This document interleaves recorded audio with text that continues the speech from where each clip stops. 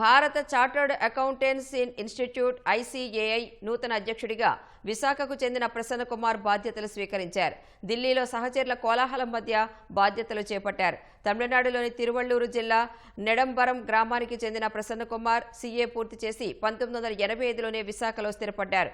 విద్యార్థి దశలోనే దక్షిణ భారత సీఏ విద్యార్థి సంఘంలో ఉపాధ్యక్షుడిగా పనిచేశారు. ప్రసన్న కుమార్ను సహచరులు భుజాలపై ఎత్తుకుని అభినందనలు తెలిపారు.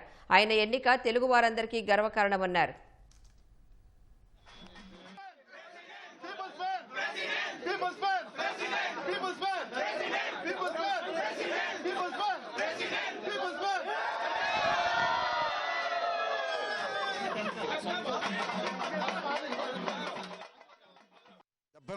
సంవత్సరాల తర్వాత అవకాశం తెలుగువాడికి ఆంధ్రప్రదేశ్ నుంచి రావడానికి అవకాశం దక్కింది. నేను 74వ ప్రెసిడెంట్గా ఎన్నికయ్యాను ఇవాళ. సో ఈ సందర్భంగా భారతదేశం మొత్తం మీద కూడా ఎకనామిక్ వ్యవస్థలో మా ఇన్స్టిట్యూట్ ఎంతో పాలు పంచుకున్నది.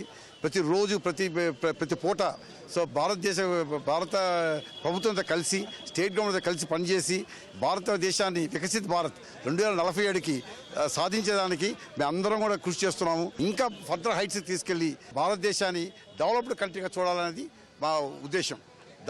దృక్పథంతో పనిచేస్తాను. విశాఖపట్నం బ్రాంచ్ చైర్మన్ గా, తర్వాత అంతకుముందు విద్యార్థి దశలోనే స్టూడెంట్ సికాసా కమిటీ చైర్మన్ గా, విశాఖ బ్రాంచ్ చైర్మన్ గా, అట్లాగే సదరన్ ఇండియా రీజన్ కౌన్సిల్ కి చైర్మన్ గా, ఆ తర్వాత 3 సార్లు సెంట్రల్ కౌన్సిల్ మెంబర్ గా ఎన్నికై నాలెడ్జ్ పరంగా ఒక స్టూడెంట్ ఏం కోరుకుంటాడు, ఒక మెంబర్ ఏం కోరుకుంటాడు, అసలు ఇన్స్టిట్యూట్ ఎట్లా ఉంటే బాగుంటుంది అని అన్ని విషయాల మీద పరిపూర్ణమైనటువంటి అవగాహన ఉన్నటువంటి వ్యక్తి ప్రసన్న కుమార్ గారు. అట్లాంటి గొప్ప వ్యక్తి ఈ రోజు ఇన్స్టిట్యూట్ ప్రెసిడెంట్ గా బాధ్యతలు తీసుకోవడం అంటే చాలా గొప్ప విషయం.